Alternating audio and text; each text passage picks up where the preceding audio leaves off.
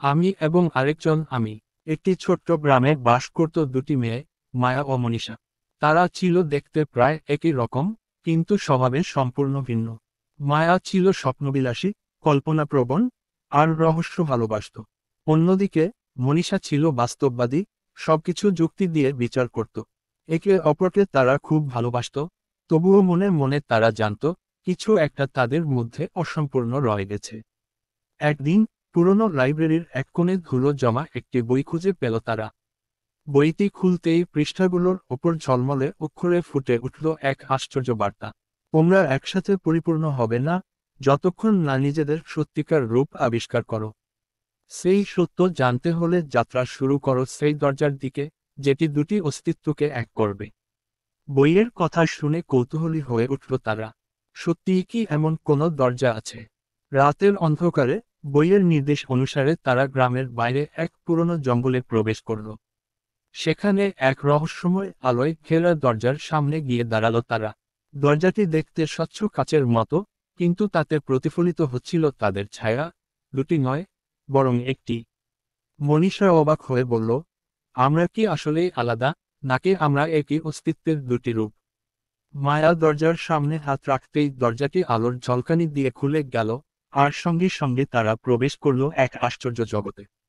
ওপাশে ছিল এক অদ্ভুত জগৎ, আকাশ রূপালী, বাতাসে ঝুলছিল আলো আর কুয়াশার মতো ঝলমলে কিছু বস্তু। দূরে একটি বিশাল পর্বতের ওপরে দাঁড়িয়ে ছিল এক জাদুকরী দুর্গ। হঠাৎ বাতাসে ভেসে এল এক গম্ভীর কণ্ঠ।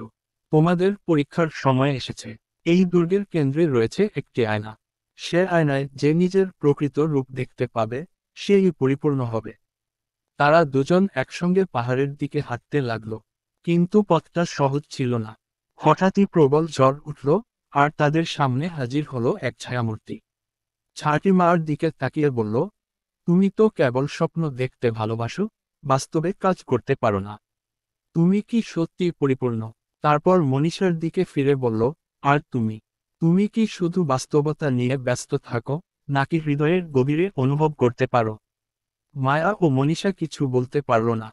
সত্যিই কি তারা অসম্পূর্ণ? কিন্তু তখনই মায়া সাহসী কণ্ঠে বলল, আমার কল্পনা ছাড়া বাস্তব অসম্পূর্ণ। স্বপ্ন না থাকলে কিছুই গড়ে ওঠে না। মনীষাও বলল, আর আমার বাস্তববাদ ছাড়া স্বপ্নের কোনো অর্থ নেই। আমি না থাকলে স্বপ্ন কখনো সত্যি হবে না। এই কথা বলতেই ঝড় থেমে গেল, ছায়ামূর্তিটি মিলিয়ে গেল বাতাসে। অবশেষে তারা দুর্গের কেন্দ্রে পৌঁছালো। সেখানে ছিল এক স্ফটিকের তৈরি আয়না, যেখানে প্রতিফলিত হচ্ছিল তাদের প্রতিচ্ছবি। কিন্তু অবাক করার মতো বিষয় ছিল, তাদের দুজনের বদলে আয়নায় ছিল মাত্র একজন। হ্যাঁ, তারা বুঝতে পারল সত্যিটা। তারা কখনোই দুইজন আলাদা ব্যক্তি ছিল না। তারা ছিল একে অপরের পরিপূরক, একই সত্তার দুই রূপ। একজন স্বপ্ন দেখত, আরেকজন সেই স্বপ্নকে বাস্তবে রূপ দিত। যেই মুহূর্তে তারা এই সত্য উপলব্ধি করল, আয়না থেকে ঝলমলে আলো বেরিয়ে এল, তাদের চারপাশে ঘূর্ণায়মান হয়ে এক সুন্দর সেতু তৈরি করল। সেই আলো তাদের বাস্তব জগতে ফিরিয়ে নিয়ে এল, কিন্তু এবার তারা আর আলাদা অনুভব করল না। তারা পরিপূর্ণ হয়েছিল। সেই রাতের পর থেকে মায়া আর মনীষা একে অপরকে আরও গভীরভাবে বুঝতে শিখল। তারা জানত, একজন স্বপ্নের রং তুলবে, আর অন্যজন সেই স্বপ্নকে বাস্তবতার ক্যানভাসে আঁকবে।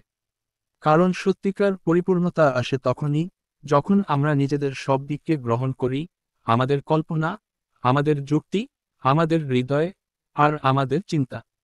তাই তারা আর কখনোই নিজেদের আলাদা ভাবেনি। কারণ তারা ছিল আমি এবং আরেকজন আমি।